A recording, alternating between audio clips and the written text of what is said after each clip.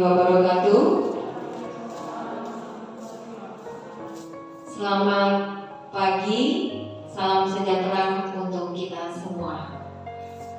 Yang pertama, saya ucapkan terima kasih kepada Bapak Ibu semua. Yang terhormat Ibu Sofiayanti selaku tim pengembang dan Bapak Danan Marwadi. Selanjutnya yang saya hormati kepada Bapak Ibu sekalian yang telah hadir dalam acara diseminasi budaya positif. Pada siang hari yang berbahagia ini, kami haturkan kepada Allah Subhanahu wa Ta'ala puji syukur karena pada hari yang berbahagia ini kita dapat berkumpul dalam agenda diseminasi budaya positif yang kebetulan ini adalah salah satu tugas kami bertiga dalam rangka aksi nyata pendidikan guru penggerak Angkatan 5 DKI Jakarta. Tak lupa kami ucapkan juga terima kasih kepada semua yang mendukung atas berlangsungnya acara pada hari ini. Bapak Ibu, untuk mengawali agenda kita pada hari ini, marilah sama-sama kita membuka dengan membaca basmalah. Bismillahirrahmanirrahim. Semoga semua dapat berjalan dengan lancar dan baik. Berikut akan saya bacakan susunan acara. Yang pertama yaitu pembukaan. Berikutnya yang kedua kami akan langsung mendiseminasikan. Yang pertama oleh Ibu Siti Rita Pauziah, yang kedua oleh Ibu Yayu Sri Rahayu, dan yang ketiga adalah oleh saya sendiri. Bapak Ibu sekalian, marilah kita menuju kepada agenda kita yang pertama, yaitu kepada Ibu Siti Rita Pauziah. Kami persilakan sebagai penyaji pertama. Terima kasih Ibu Titi Sukmawati atas kesempatan yang tentunya.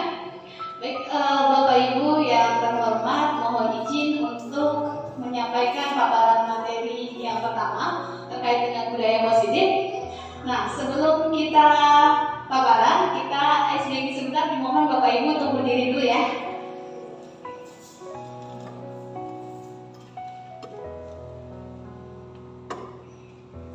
Oke, sudah siap? Kita ikuti gerakannya untuk menyeimbangkan otak kanan dan otak kiri kita. Oke, baik, silakan kita siap-siap ya Bapak Ibu.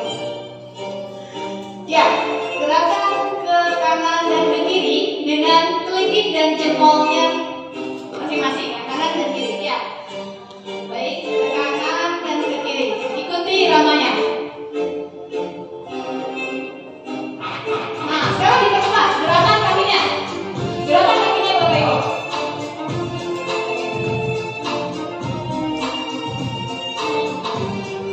Jangan salah, tangannya jangan salah ya, jangan berubah. Antara ibu jari dengan kelingking rambut seimbang. Oke, gerakan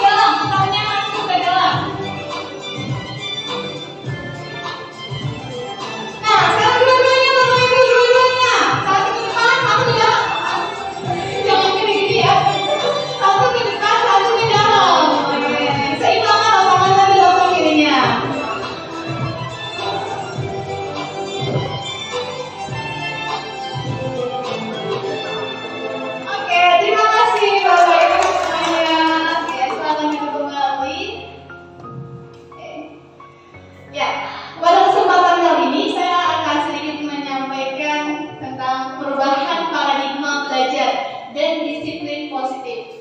Nah, perubahan itu kira-kira nyaman nggak sih Bapak Ibu? Nah, kalau tadi kita habis senam antara otak kanan otak kiri, membiasakan yang tadinya gerakannya seperti ini, yang kanan yang kiri berbeda, ketika dipersamakan ada perubahan. Di situ kayaknya nggak nyaman. Pasti pertama nggak nyaman ya, kita butuh proses untuk menyesuaikan gerakan dulu. Nah, di sini kita akan belajar tentang perubahan paradigma pembelajaran dan tentang disiplin positif. Ya, sekarang berpasangan dulu Bapak Ibu, silakan depan bawah sampai kanan kiri boleh. Ada ya. Oke, baik. Yang satu berperan sebagai A. Silakan yang A kepalkan tangan Anda. Bayangkan di tangan Anda adalah ada sesuatu emas, misalnya emas yang berharga. Di situ misalnya ada emas 20 gram. Kalau nggak boleh ya, sampai. Oke, bayangkan itu adalah sesuatu yang sangat berharga dan Anda harus menjaganya sekuat tenaga karena sangat penting maknanya buat kehidupan Anda. Nah, tugas B yang sebelahnya, rekan Anda di sebelahnya, bagaimana caranya Anda berupaya untuk membuka tangan teman Anda saat tadi dengan cara halus, dengan cara membujuk, dengan cara bahkan nanti bisa memarahi, menggelitik, memaksa atau menawari iming-iming yang lain gitu. Waktunya 30 detik, oke? Dari sekarang 1, 2, 3.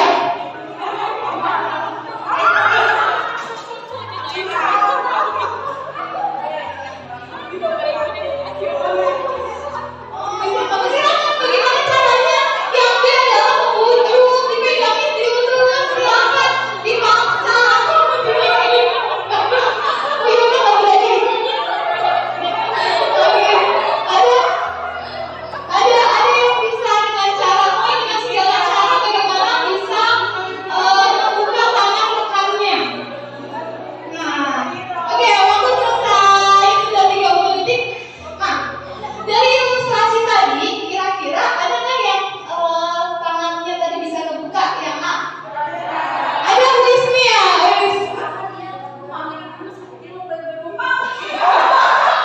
Oh, triknya bagus itu.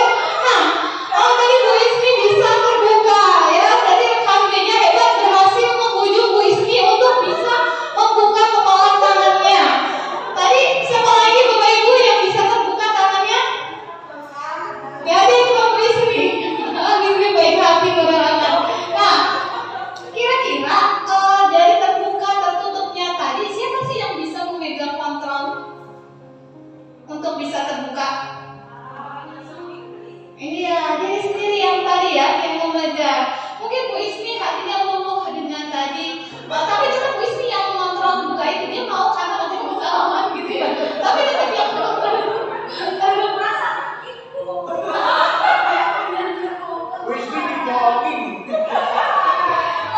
Nah, itulah tentang teori kontrol ya Bapak Ibu yang kita pelajari.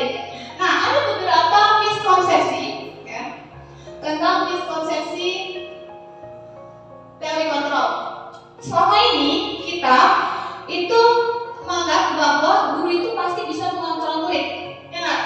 Kebanyakan seperti itu. Itu adalah ilusi guru mengontrol murid. Nah, dimana bahwa kita kadang memaksa pengen murid melakukan sesuatu, padahal sebenarnya bisa jadi murid itu pengen menolaknya. Tapi mungkin karena dia merasa jadi murid gitu ya, dan kita guru gitu, maka dia bisa melakukan itu gitu ya, melakukannya. Nah, ilusi bahwa guru mengontrol murid ini juga sebenarnya berdasarkan ini, bahwa setiap perilaku itu memiliki tujuan. Apapun itu, baik sesuatu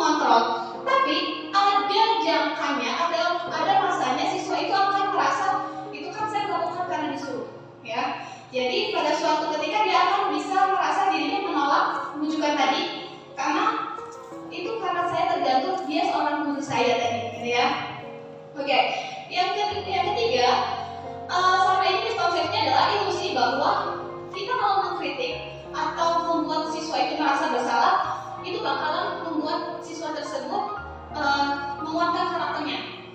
Padahal membuat rasa bersalah pada murid itu menuju pada identitas gagal. Nah, mereka belajar untuk merasa buruk tentang diri mereka. Sering nggak Bapak Ibu itu ada self doubt atau berbicara pada di sini, iya ya aku gini banget ya gitu. Jadi ini mengembangkan dialog diri yang negatif ya. Oke. Jadi yang kita yakini mungkin selama ini dengan kritik pasti dia nanti akan tambah kuat ya. Tapi tidak tentu semuanya seperti itu. Kemudian yang keempat adalah ilusi bahwa orang dewasa berhak memaksa. Kita sebagai guru itu kan lebih dewasa dari siswa kita. Mungkin ada rasa tanggung jawab. Banyak orang dewasa percaya bahwa mereka itu memiliki tanggung jawab terhadap terutama kita sebagai guru berarti terhadap murid-murid. Itu memang benar. Tapi apapun yang dilakukan itu bisa diterima selama ada sebuah kemajuan berdasarkan sebuah pengukuran kinerja. Jadi kita tuh berkonsepsi bahwa karena kita orang dewasa, kita berhak memaksa murid kita. Itu jadi miskonsepsi tadi, oke? Baik. Nah, yang akan saya perkenalkan saat ini adalah tentang teori kontrol. Kalau dulu kita ada stimulus, ada respon. Nah, sekarang ada teori kontrol. Kalau menurut Stephen R. Covey, beliau adalah seorang psikolog sekaligus motivator. Bila kita ingin membuat kemajuan perlahan, sedikit-sedikit, ubahlah sikap dan perilaku Anda. Namun, bila kita ingin memperbaiki cara-cara usaha kita, maka kita perlu mengubah kerangka acuannya. Jadi, acuannya dulu yang diubah. Ubahlah bagaimana kita melihat dunia, bagaimana kita berpikir tentang manusia. Ubahlah paradigma kita, skema pemahaman dan penjelasan aspek-aspek tentang realitas. Coba kita lihat sini. Kalau dulu di teori stimulus respon, kita beranggapan bahwa kebutuhan kita itu sama. Nah, di teori kontrol, bahwa kebutuhan kita itu bisa jadi berbeda-beda. Itu yang perubahan pertama. Yang kedua, kadang kita melihat kayak berpikiran bahwa semua orang itu melihat hal yang sama. Coba, misalnya saya guru, nah gambar apel ya. Guru itu pasti berpikiran apel itu warnanya merah. Padahal setiap orang itu bisa memiliki gambaran yang berbeda, walaupun pasti ada yang merah juga. Tapi ada space-space tertentu yang membuka bahwa setiap orang itu bisa saja memiliki gambaran yang berbeda. Ada yang menggambar apel warna hijau, ada yang menggambar warna kuning, ada yang mungkin agak matang separuh merah separuh hijau gitu ya. Ini adalah perubahan paradigma tentang teori kontrol. Kalau dari teori kontrol, kita harus berpikir bahwa bisa jadi siswa kita itu memiliki pemikiran atau gambaran yang berbeda. Belum tentu selalu sama dengan diri kita. Oke, berikutnya. Oke, di stimulus respon, kita kadang berusaha pengen mengubah murid kita. Oh, dia itu seperti ini, harusnya seperti ini, sesuai dengan keinginan kita. Padahal di teori kontrol, kita tuh diarahkan untuk berpikir bahwa cobalah memahami orang lain.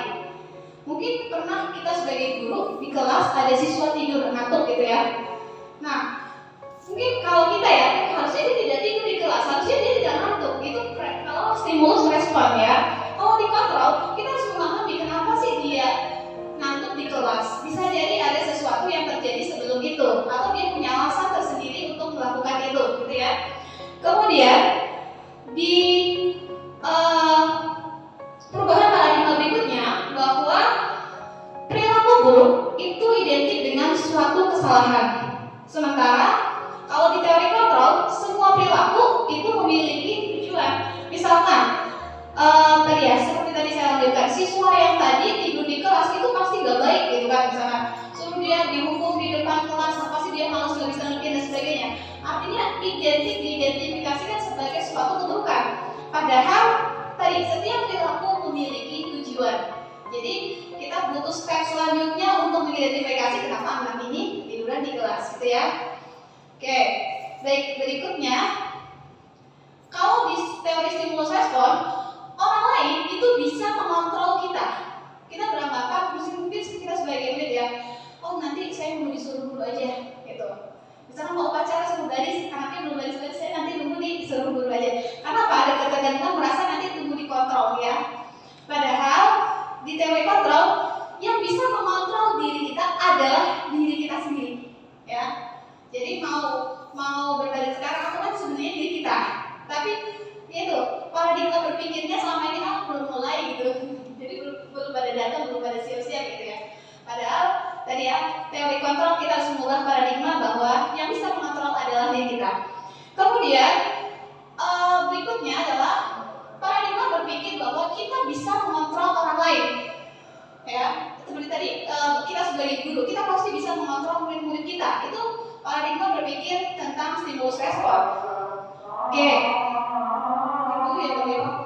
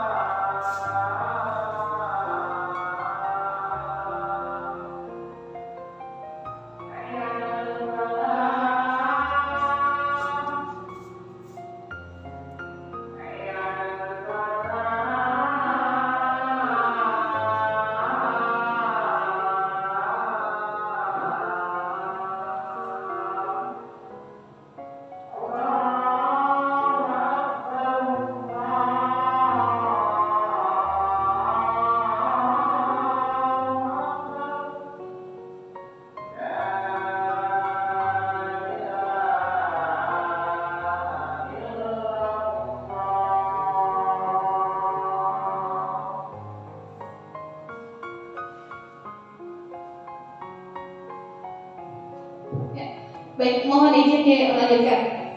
Nah, dalam teori kontrol kita tidak bisa mengubah orang lain, tidak bisa mengontrol orang lain. Mungkin Bapak Ibu pernah di kelas ada tugas, kemudian ada salah satu siswa yang tidak mengerjakan. Pertemuan berikutnya kita ingatkan lagi yang belum mengumpulkan tugas silahkan dikerjakan.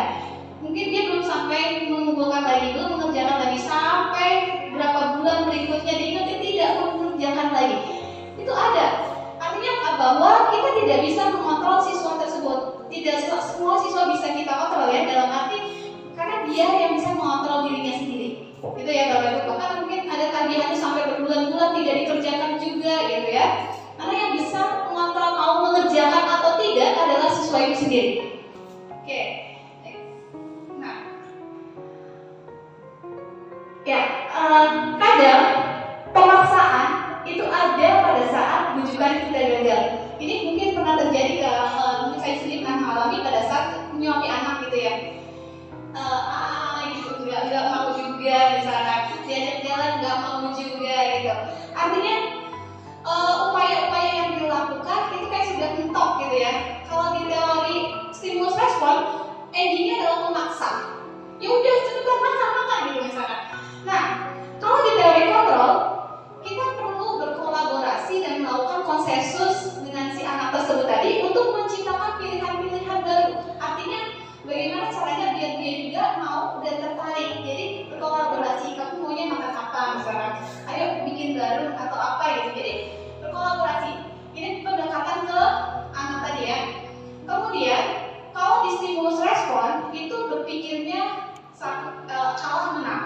Tapi kalau di teori kontrol kita berpikir bagaimana win-win ya, atau win-win solution gitu ya. Kita menang, siswa kita juga menang. Artinya bukan hanya kepentingan kita saja.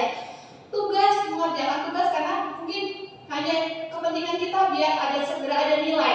Tapi bagaimana win-win solution itu? Artinya siswa juga merasa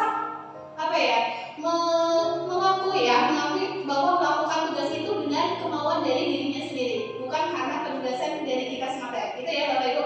Ini adalah perubahan paradigma tentang belajar. Nah, tadi yang dari Stephen R. Covey ada 8. Berikutnya adalah tentang makna disiplin. Kalau Bapak Ibu dengar kata disiplin, apa yang berada di benak Bapak Ibu semua? Aturan. Terus? Ada lagi? Kepatuhan. Ada lagi? Disiplin itu biasanya identik dengan apa saja sih? Kepatuhan, peraturan, itu ya? Kenapa Bu? Iya, pemaksaan. Benar sekali. Orang ketika mendengar kata disiplin itu identik dengan kepatuhan, hukuman, teratur, peraturan, tata tertib. Nah, padahal disiplin itu sendiri kalau menurut Ki Hajar Dewantara, Bapak pendidikan kita, di mana ada kemerdekaan, disitulah ada disiplin yang kuat. Kemerdekaan artinya kebebasan dari jiwanya. Nah, sesungguhnya disiplin itu bersifat self-disiplin. Kita sendiri yang mewajibkan diri kita sekeras-kerasnya, tetapi itu sama aja ya, berasal dari self-disiplin. Sebab kalau kita tidak cakap melakukan self-disiplin, maka orang lain atau penguasa yang berada di sekeliling kita itu yang akan mendisiplinkan kita. Dan peraturan yang demikian itulah yang harus ada di dalam suasana yang merdeka. Coba, Bapak Ibu ketika masuk harus absen sebelum 6.30, ya kan? Ketika kita tidak mau disiplin, kita akan terdisiplinkan oleh peraturan itu sendiri. Berangkat pagi, kalau mungkin bagi sebagian Bapak Ibu guru merupakan suatu kedisiplinan yang datang dari dalam dirinya, enteng-enteng saja. Tapi kalau ada juga orang yang melakukan itu karena akhirnya diatur oleh sekolah bahwa harus sebelum 6.30 sudah sampai sekolah. Mau nggak mau kita akan kena juga peraturan itu. Gitu ya Pak Bapak ya. Jadi tetap harus berangkatnya lebih baik dari self-discipline. Kalau kita tidak mau di self-discipline, pasti kita juga akan kena peraturan itu juga endingnya. Ya. Nah, untuk disiplin itu sendiri sebaiknya itu terbangun dari motivasi intrinsik atau dari dalam diri kita. Tadi kalau menurut hadis self-discipline, berarti harus terbangun dari diri. Nah, disiplin ini juga bagaimana cara kita mengontrol diri, menguasai diri untuk memilih tindakan yang mengacu pada nilai-nilai yang kita hargai. Nah, tujuannya apa? Ada sebuah tujuan mulia yang kita inginkan dari kedisiplinan yang kita lakukan itu. Dan disiplin ini juga merupakan proses tanggung jawab, di mana apa yang kita lakukan berdasarkan tindakan kita terhadap nilai-nilai kebajikan universal. Nah, kita ke sini Bapak Ibu. Tadi self control, disiplin itu adalah kontrol diri. Kenapa sih kita mengontrol diri? Karena ada suatu tujuan yang kita inginkan. Tujuan mulia itu apa? Yaitu nilai-nilai kebajikan yang kita harapkan. Kita berharap kalau saya bangun pagi, berangkat ke sekolah agar tidak terlambat. Kenapa itu bisa terbangun dari dalam? Karena ada suatu nilai kemuliaan yang dilakukan oleh saya itu sendiri, gitu ya. Nah, nilai-nilai kebajikan itu nilai-nilai yang sebenarnya disepakati bersama. Terlepas itu berbeda agama, suku, bangsa. Nah, nilai-nilai kebajikan itu sendiri merupakan payung besar dari sikap perilaku kita dan merupakan fondasi dasar kita dalam berperilaku. Nilai-nilai kebajikan itu sendiri nilai-nilai yang kita yakini yang ada dalam diri kita, dan itu merupakan sifat-sifat positif manusia. Nah, kalau menurut dosen, dengan menaikkan nilai-nilai kebajikan yang kita yakini, seseorang akan muncul motivasi intrinsiknya, akan terbangun karena menggerakkan motivasi dari dalam untuk mencapai tujuan yang kita inginkan.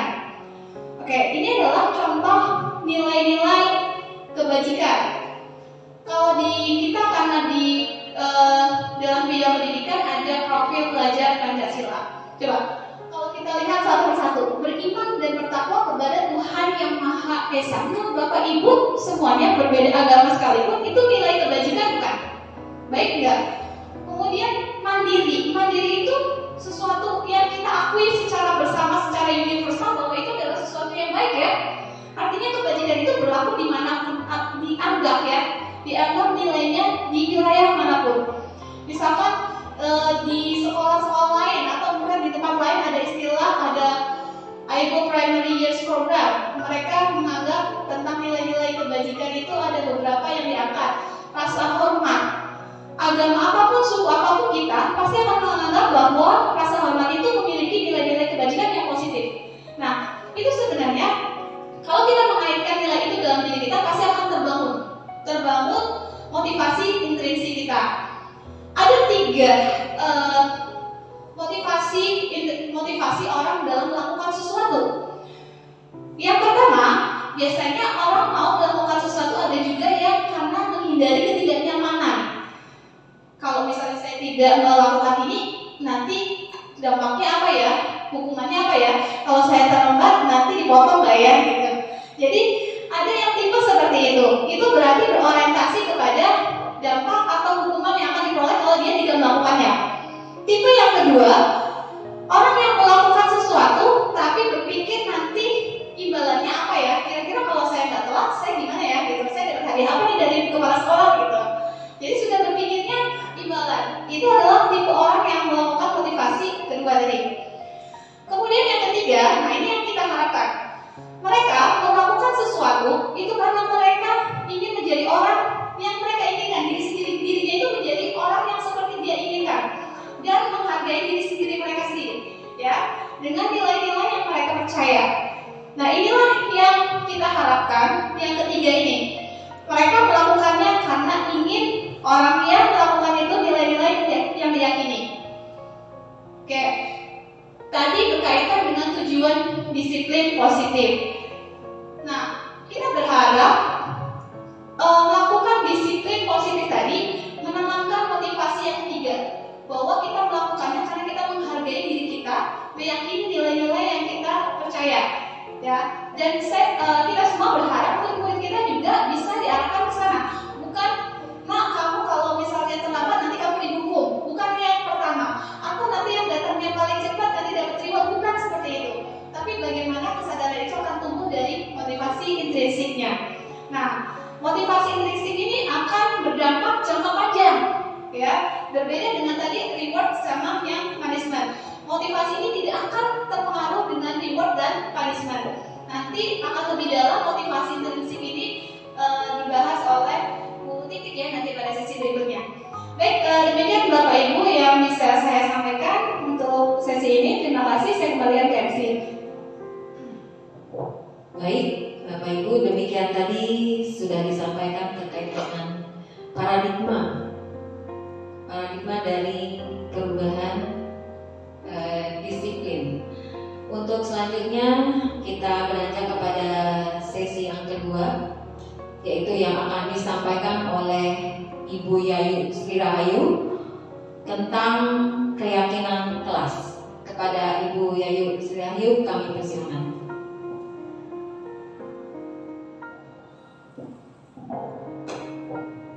Terima kasih Bu Titik sudah memberikan kesempatannya. Bismillahirrahmanirrahim. Assalamualaikum warahmatullahi wabarakatuh. Sekali lagi saya ucapkan terima kasih pada Bapak Ibu semua yang masih setia di sini untuk ikut bersama-sama untuk berbagi ilmu ya, untuk bisa mencoba untuk lebih menggali lebih dalam tentang budaya positif ini. Baik, Bapak Ibu semua, saya akan melanjutkan tentang apa itu keyakinan kelas dan kebutuhan dasar manusia. Tentunya kita sudah pahami apa yang disampaikan oleh Bunita tadi tentang ilusi kontrol, gitu ya, tentang pilihan-pilihan kita, bahwa di dalam kehidupan kita itu ada motivasi, ada teori kontrol, ada ilusi kontrol, dan juga ada stimulus respon. Jadi di sini adalah sangat ini bagaimana kita bisa mensikapi beberapa fenomena terutama di sekolah ya. Di sini saya akan menjelaskan apa itu keyakinan kelas dalam dasar manusia berkualitas. Bapak Ibu semua mohon izin.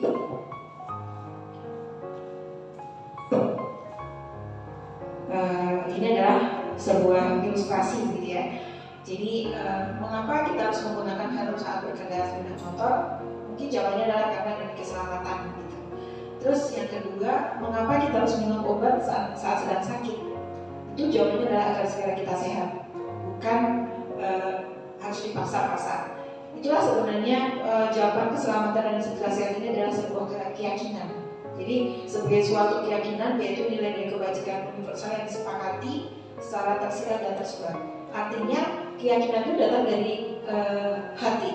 Ini yang dimaksud dengan motivasi intrinsik yang disampaikan oleh Ibu Rita tadi, bahwa ketika kita mempercayai menggunakan helm itu sebuah keselamatan bukan sekedar peraturan, maka kita akan menggunakan dengan senang hati.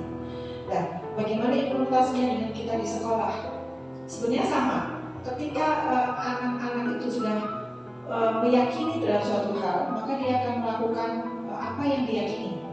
Seperti misalkan ketika anak-anak kita sadar ke sekolah itu sebagai sebuah kebutuhan, maka dia pun akan melakukan itu dengan senang hati.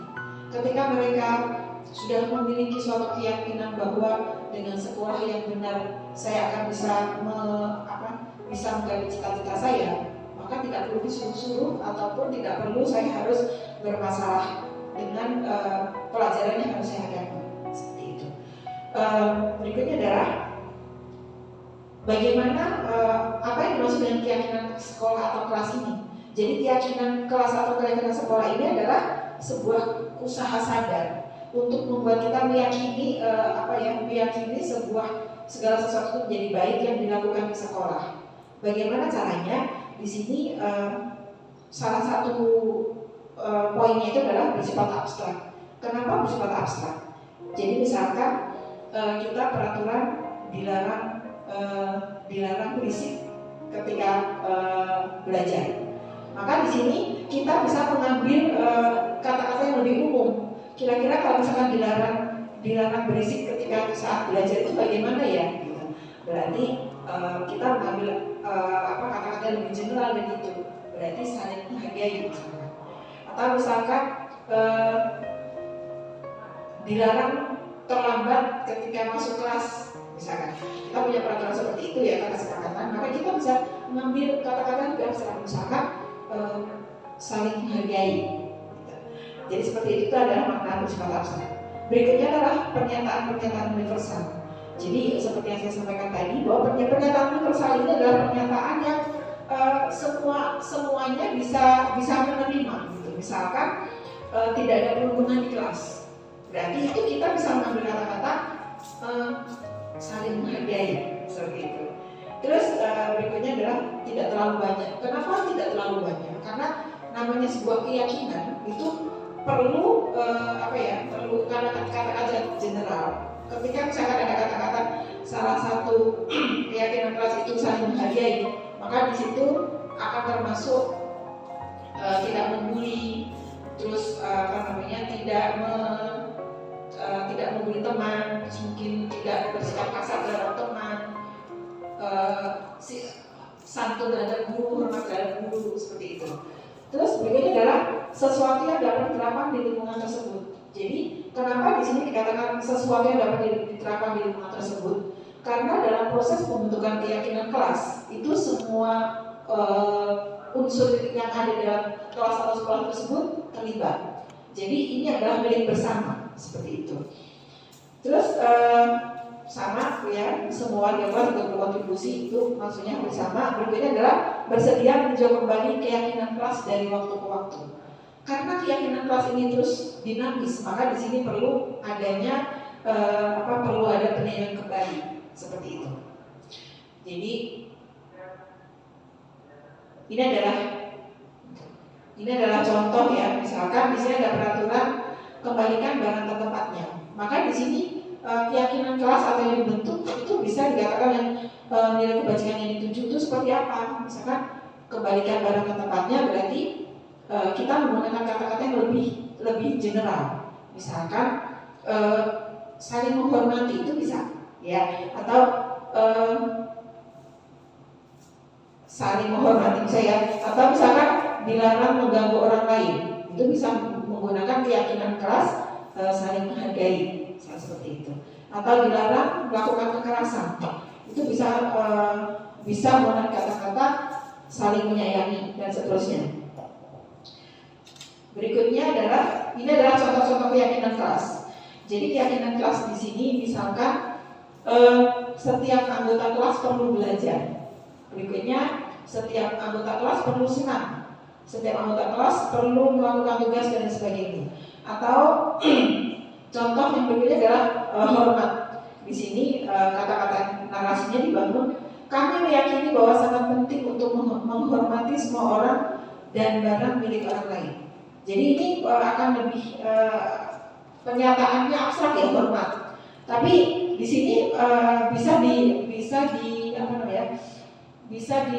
diperjelas lagi, yaitu kami meyakini bahwa sangat penting untuk menghormati semua orang dan barang milik orang lain.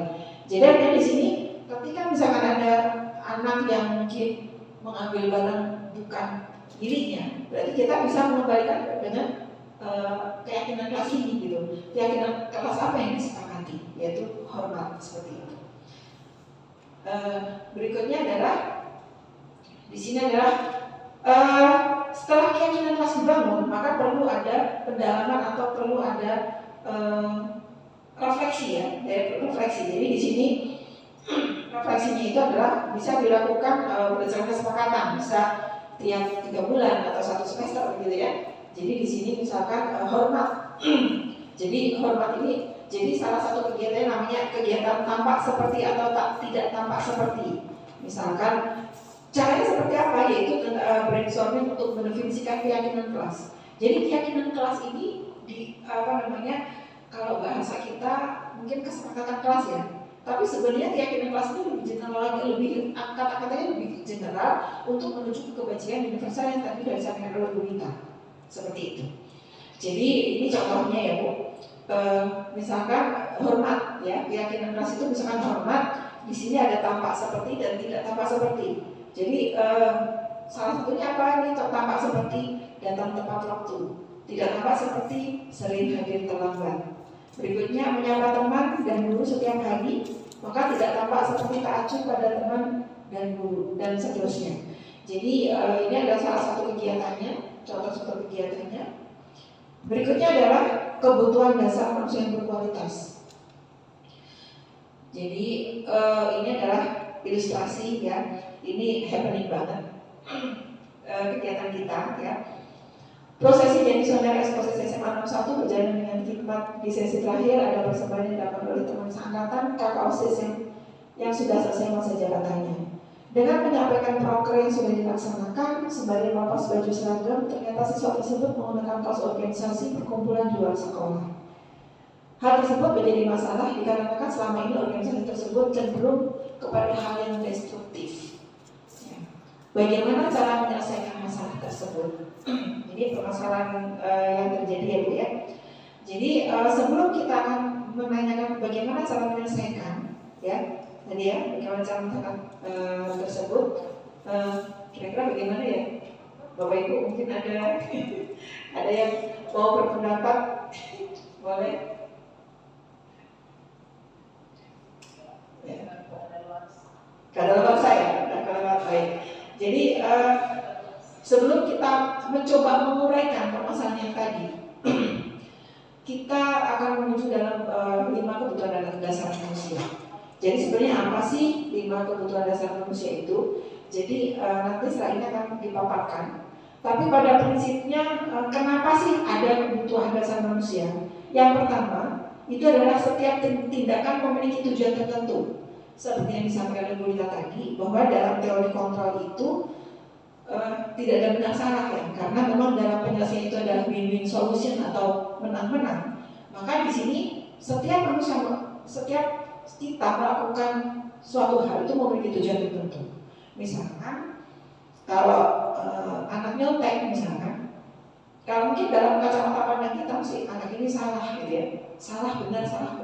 Padahal kalau di dalam teori kontrol itu, dalam kebutuhan dasar manusia itu ternyata memang setiap yang dilakukan manusia itu memiliki tujuan tertentu. Itu yang pertama.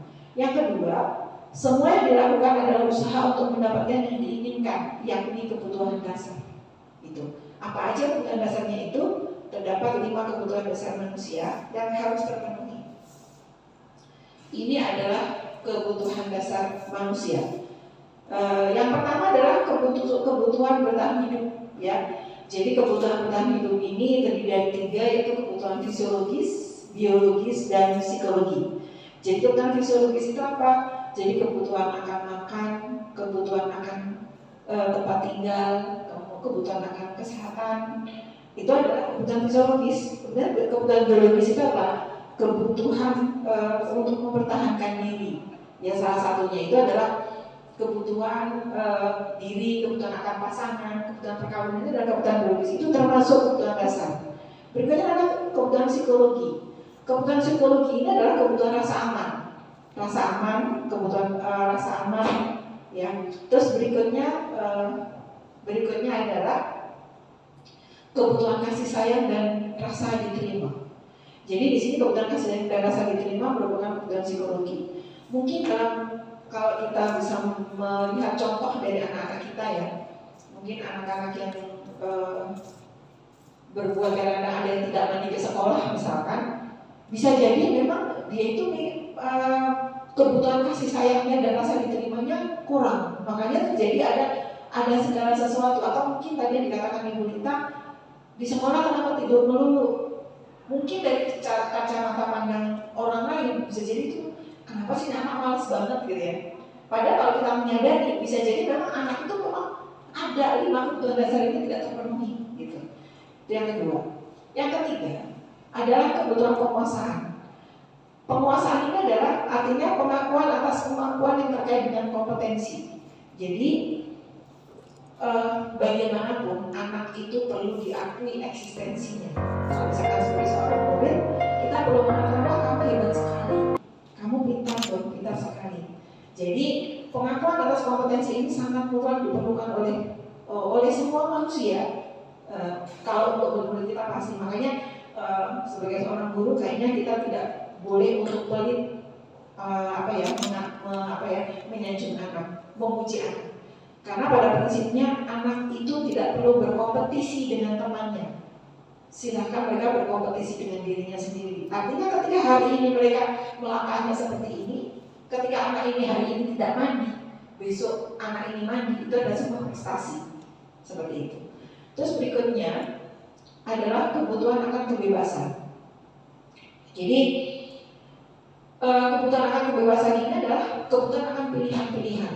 Jadi kalau misalkan kita melihat anak-anak kita yang mereka memilih untuk nongkrong-nongkrong di organisasi itu, bisa jadi di sini kebutuhan akan kebebasannya itu memang harus hasrat untuk terpenuhinya di sini, seperti itu. Jadi ini adalah alasan-alasan yang dilakukan oleh seseorang. Jadi berikutnya adalah kebutuhan kesenangan, ya, kebutuhan untuk merasa senang. Jadi kalau kita lihat, ya, mungkin kita, anak-anak kita, murid-murid kita yang mungkin main game atau itu segala macam, ini adalah salah satu cara untuk memenuhi kebutuhan kesenangannya, gitu. Terus lantas bagaimana kita akan menyelesaikan semuanya itu? Jadi berikutnya adalah ini dinyatakan oleh Gleiser, menyatakan bahwa kapasitas untuk berubah ada dalam diri kita. Jika kita dapat mengidentifikasi kebutuhan apa yang mendorong perilaku kita, maka perubahan perilaku positif dapat dimulai dengan mencari solusi untuk memenuhi kebutuhan tertentu dengan cara yang positif. Jadi kalau misalkan dari kelima tadi oleh Bapak Ibu, ya, misalkan dari 5 kebutuhan dasar tadi, ketika misalkan kita melihat permasalahan yang ini, kira-kira kebutuhan apa ya yang ingin dipenuhi dari anak-anak kita? Kebutuhan kebebasan, betul. Apalagi Ibu, kasih sayang bisa jadi ya, karena dia ingin eksis. Ada lagi? Kebahagiaan, ya. Berikutnya mungkin penguasaannya atau rasa diterima. Karena ketika bisa jadi anak-anak ini memang di mana-mana tidak diterimanya di sini, gitu ya. Makanya itulah. Jadi sebenarnya tinggal bagaimana kita bisa mengarahkan. Nah, untuk berikutnya ada satu langkah-langkah untuk bisa menyelesaikan itu namanya segitiga restitusi, nanti akan saya beri titik. Mungkin itu yang bisa saya sampaikan. Saya ucapkan terima kasih. Saya kembalikan kepada Ibu Titi. Wassalamualaikum warahmatullahi wabarakatuh.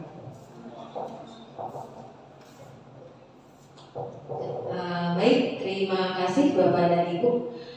Tadi sudah panjang lebar dipaparkan terkait dengan makna disiplin, berikutnya keyakinan kelas, dan akan saya lanjutkan ke 3 restitusi. Ya. Bapak dan Ibu, seperti yang kita ketahui bahwa seseorang itu melakukan satu tindakan pasti memiliki satu tujuan. Ya. Di antaranya semua yang dilakukan itu adalah satu usaha untuk mendapatkan yang diinginkan. Nah, untuk apa? Di antaranya tadi yang sudah disebutkan oleh Ibu Yayu, ya, di antaranya ada 5 pemenuhan dasar dari apa yang ingin dipenuhi. Bapak dan Ibu, untuk selanjutnya kita beranjak kepada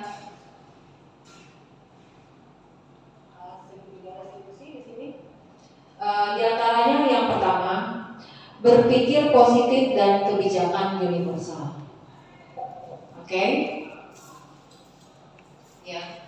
Di sini seperti apa yang diungkapkan oleh Jan Goosen, bahwa bila kita ingin menumbuhkan motivasi intrinsik dari dalam diri seseorang, maka tumbuhkan pemahaman terhadap nilai-nilai kebijakan universal. Nah, kebijakan universal itu apa Bapak dan Ibu? Di antaranya itu adalah merupakan satu nilai-nilai yang kita yakini.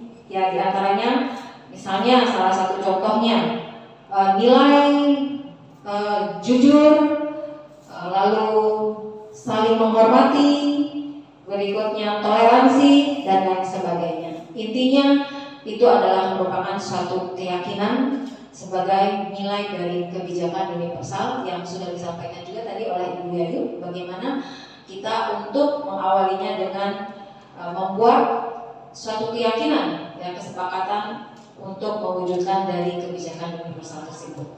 Berikutnya kita hubungkan dengan adanya pemenuhan atas kebutuhan seseorang itu, kita kaitkan dengan motivasi, hukuman, dan penghargaan. Nah, di sini kita kaitkan dengan kondisi murid. Ya, salah satu contohnya, ketika murid sudah memiliki motivasi intrinsik, maka murid akan melakukan nilai-nilai yang mereka yakini dan mereka hargai, maka murid tidak akan terpengaruh oleh hukuman dan hadiah atau penghargaan. Itu intinya. Artinya ketika motivasi intrinsik itu sudah terbangun di dalam jiwa, terhadap diri anak, maka dia tidak akan terpengaruh. Walaupun misalnya dikasih, ayo kamu kerjakan ini, nanti hadiahnya nilainya 100 gitu ya, itu kira-kiranya sudah tidak terpengaruh. Tapi karena motivasi dari dalam diri, maka dia tidak perlu disuruh, karena sudah yakin dengan apa yang harus dilakukan, maka dia akan otomatis gitu. Baik Bapak dan Ibu, untuk selanjutnya ya, di sini kita lihat ada teori tentang posisi kontrol tadi yang sudah dikemukakan oleh Ibu Lita. Ya, diantaranya bagaimana seorang bisa berubah ya dari paradigma stimulus respon yang kepada pendekatan teori kontrol tersebut. Ya, diantaranya bila kita ingin membuat kemajuan perlahan sedikit demi sedikit, ubahlah sikap atau perilaku Anda. Namun bila kita ingin memperbaiki cara-cara utama kita, maka kita perlu mengubah kerangka acuan kita. Ubahlah bagaimana Anda melihat dunia, bagaimana Anda berpikir tentang manusia. Ubahlah paradigma Anda, skema pemahaman dan penjelasan aspek-aspek tertentu tentang realitas. Nah, ini adalah kaitannya tadi hubungannya teori kontrol ya. Di antaranya bagaimana kita merubah paradigma terkait dengan pemenuhan kebutuhan dan bagaimana kita berperilaku yang dipengaruhi oleh dari intrinsik dari dalam diri kita masing-masing. Selanjutnya ini tadi sudah ya, antaranya paradigma stimulus respon itu intinya kepada pendekatan teori kontrol ya, di mana di sini dinyatakan ada identitas gagal dan ada identitas sukses. Diantaranya disebutkan bahwa dengan adanya restitusi di sini tidak ada menang atau kalah. Tadi yang disebutkan bahwa adanya win-win solution. Ya, diantaranya menang-menang. Jadi tidak ada yang salah dan tidak ada yang dirugikan. Bapak dan Ibu, untuk selanjutnya apa sih sebenarnya motivasi perilaku manusia itu? Pasti Bapak Ibu ketika ingin melakukan sesuatu, ada nggak di balik itu keinginan? Gimana Bapak Ibu? Bagaimana ketika Bapak Ibu misalnya harus datang pagi hari untuk mengajar 6.30 harus berada di kelas, itu ada motivasi atau bagaimana Bapak Ibu? Gimana kiranya? Ada motivasi atau ada dari keinginan dari dalam diri? Keinginan. Atau bukan itu, nanti kalau datangnya terlambat nanti jadi dipotong gitu ya. Nah, kadang-kadang seperti itu memang ada. Ya, baik Bapak Ibu. Ya, jadi di sini motivasi perilaku manusia itu berbeda-beda. Di antaranya tadi kita lihat ada yang untuk menghindari ketidaknyamanan atau hukuman, ya ini adalah secara eksternal. Berikutnya ada untuk mendapatkan imbalan atau penghargaan dari orang lain, itu juga eksternal. Nah, di sini yang paling terakhir Bapak Ibu kita lihat untuk menjadi orang yang mereka inginkan dan menghargai diri sendiri dengan nilai-nilai yang mereka percaya. Ini adalah motivasi internal. Ya, internal itu yang intrinsik, yang datang dari dalam diri kita. Jadi ketika Bapak Ibu ditawarkan, ayo datangnya lebih pagi, nanti kita pasti dapat sarapan pagi gitu. Nah, itu tidak terpengaruh begitu. Artinya ketika kita sudah ada termotivasi dari dalam diri kita sendiri, maka kita otomatis akan datang pasti dengan sesuai apa yang ditentukan. Begitu Bapak Ibu. Selanjutnya di sini kaitannya dengan tadi ya, motivasi kontrol ya, ketika kita dihadapkan dengan murid. Nah, kita sekarang berdiri sebagai seorang guru tentunya. Posisi kita sebagai seorang guru. Nah, di sini ada 5 posisi kontrol. Di antaranya penghukum, pembuat rasa bersalah, teman, sebagai pemantau, atau manajer. Nah, kira-kira kalau misalnya Bapak Ibu menemukan murid atau siswa yang bermasalah, kira-kira di mana posisi Ibu yang bisa atau yang pernah dilakukan? Sebagai teman. Oke, ada lagi Bapak Ibu? Gimana kira-kira ketika Bapak Ibu menemukan siswa yang bermasalah atau misalnya terlambat atau misalnya mencontek atau melakukan pelanggaran yang lainnya? Sebagai penghukum. Oke, baik. Jadi belum ada yang manajer ya? Oke, baik. Sekarang kita kupas satu persatu sebenarnya yang penghukum itu bagaimana sih? Baik, Bapak Ibu silakan kita saksikan bersama.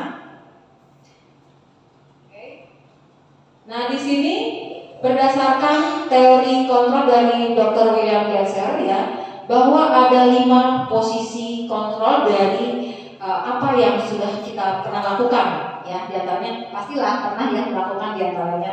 Boleh Bapak Ibu semua. Yang pertama yaitu dengan cara memberikan hukuman. Hal ini akan menimbulkan dendam ya bagi diri seorang yang dihukum. Terlihat seperti tumbuk pada peraturan, namun di dalam dirinya akan timbul rasa dendam dan ketidaksukaan. Ini contohnya kalau posisi kita sebagai penghukum Bapak Ibu itu biasanya langsung tanpa dipikirkan gitu ya. Ketika melihat anak bersalah, contoh misalnya terlambat gitu ya. Misalnya taruhlah Arya terlambat ketika masuk di jam pelajaran. Dengan tidak sengaja terkadang kita langsung tuh responnya gitu ya.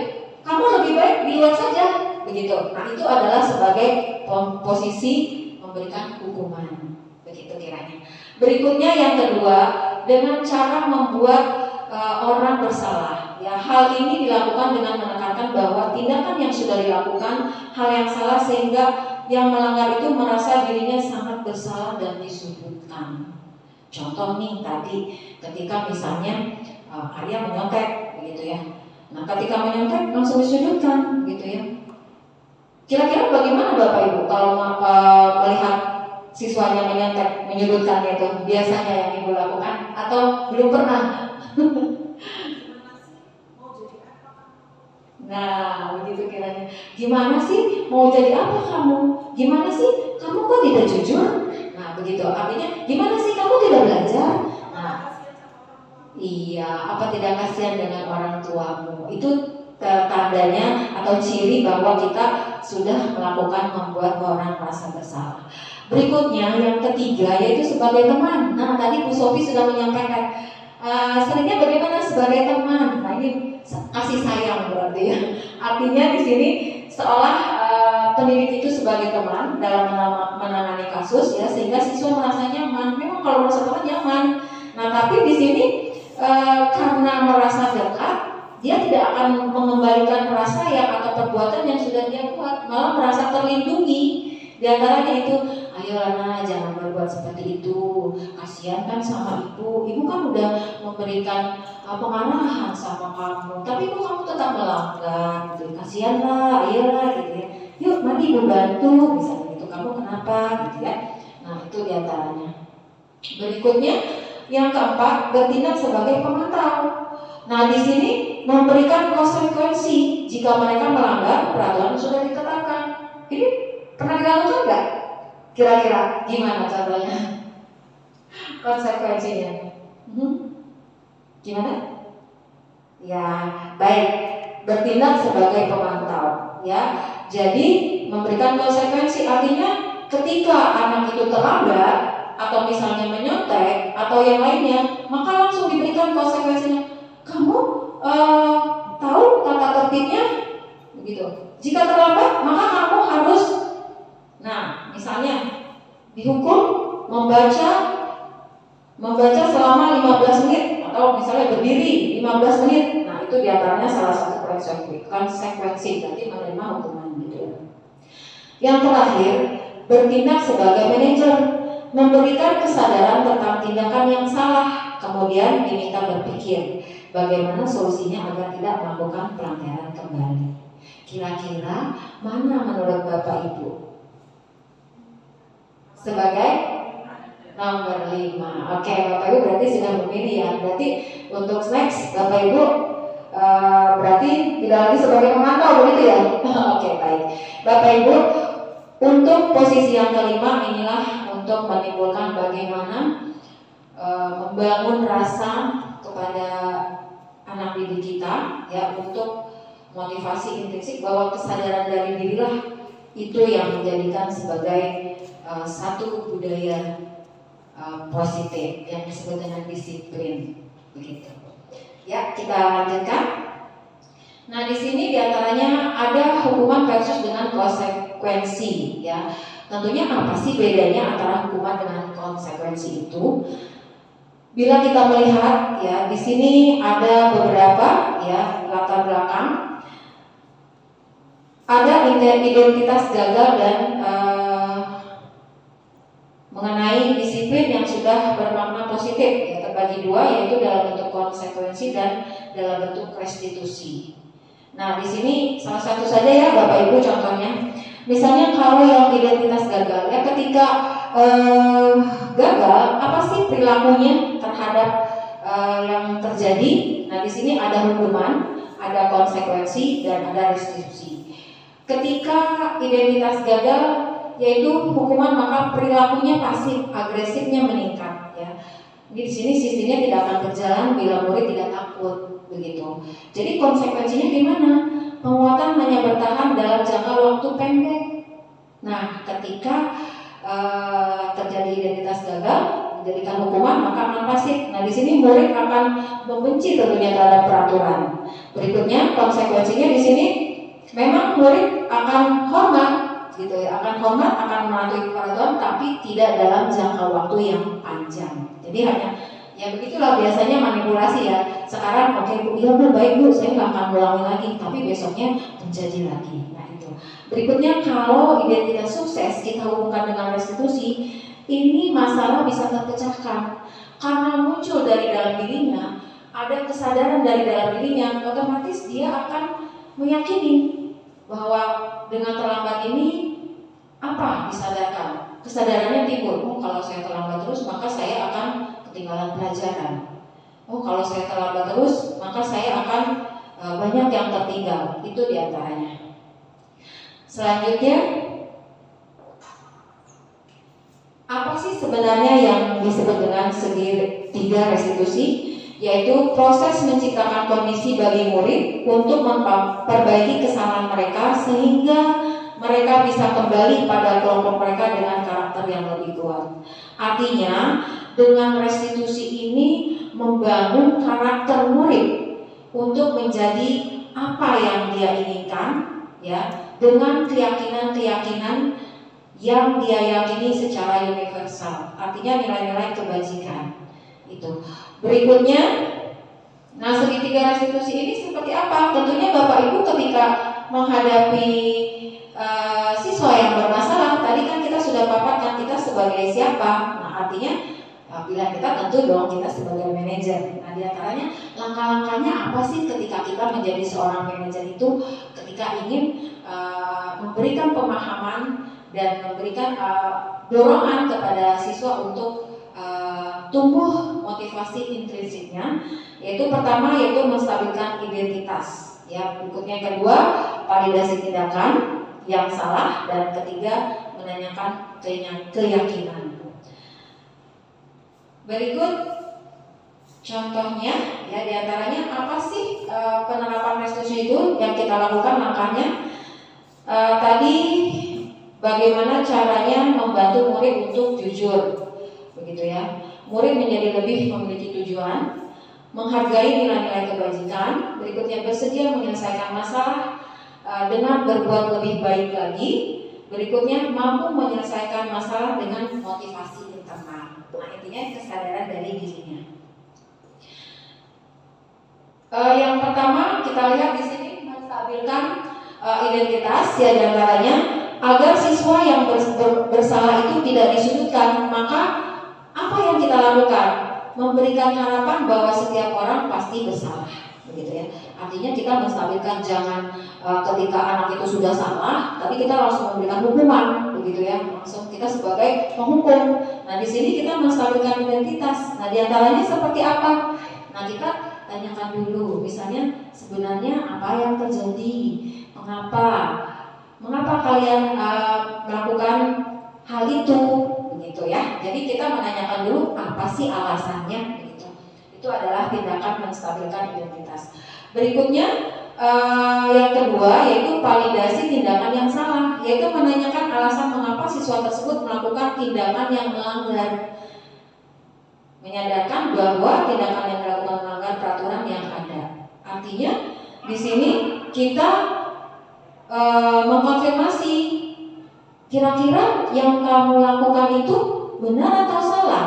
Jadi bukan kita yang menentukan kamu sudah salah, tadi sudah loncat pagar misalnya. Kamu sudah salah, tadi sudah bolos di jam pelajaran matematik, contoh seperti itu. Jadi kita menanyakan dulu, kira-kira menurut kamu apa yang sudah kamu lakukan itu sudah sesuaikah? Gitu. Nah itu diantaranya. Yang ketiga yaitu menanyakan keyakinan kelas. Nah ketika anak itu sudah timbul atau sudah muncul kesadarannya dan sudah mengakui memang yang dia lakukan adalah tidak sesuai atau melakukan kesalahan atau pelanggaran, maka kita kembali kepada atau menanyakan kepada keyakinan kelas yang sudah kita sepakati bersama. Intinya seperti itu. Nah, Bapak Ibu, di sini tadi sudah disampaikan ilustrasi tentang pelanggaran, ya, diantaranya yang disampaikan oleh Bu Yayu. Ini terkait adanya dalam prosesi demisioner. Ya, diantaranya di situ terjadi bahwa karena ingin memenuhi kebutuhan, contohnya misalnya penguasaan, kasih sayang, rasa ingin diakui, ada cara-caranya yaitu kita bisa melakukan restitusi tadi. Itu kiranya sebagai satu contoh. Nah, yang terakhir, Ibu dan Bapak, kiranya itu yang saya sampaikan terkait dengan segitiga restitusi. Apabila ada yang ingin disampaikan atau ditanyakan atau masukan kepada kami semua bertiga di sini, dipersilakan. Bagaimana kiranya Bapak dan Ibu? Oke. Kiranya sudah ini semua ya, oke ya. Oke. Baiklah, demikian tadi yang sudah kami sampaikan terkait dengan budaya positif, keyakinan kelas. Berikutnya segitiga restitusi. Kami bertiga di sini mengucapkan terima kasih atas kesempatan waktunya Bapak dan Ibu di sini mendukung kami di sini dalam acara diseminasi aksi nyata pendidikan guru penggerak. Tak luput kami ucapkan salam hormat saya untuk semuanya yang ada di sini. Saya tutup. Wabillahi taufiq wal hidayah. Wassalamualaikum warahmatullahi wabarakatuh.